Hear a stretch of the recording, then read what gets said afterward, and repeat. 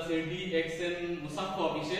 আজকে ডিসেম্বরের 1 তারিখ এবং সংযুক্ত আরব আমিরাতের ন্যাশনাল ডে উপলক্ষে ডিএক্সএন মুসাফা অফিসে চমৎকার একটা অনুষ্ঠানের আয়োজন করা হচ্ছে, যেখানে ডিএক্সএন সম্পর্কে, প্রোডাক্ট সম্পর্কে, ডিএক্সএন অপরচুনিটি সম্পর্কে আলোচনা হবে।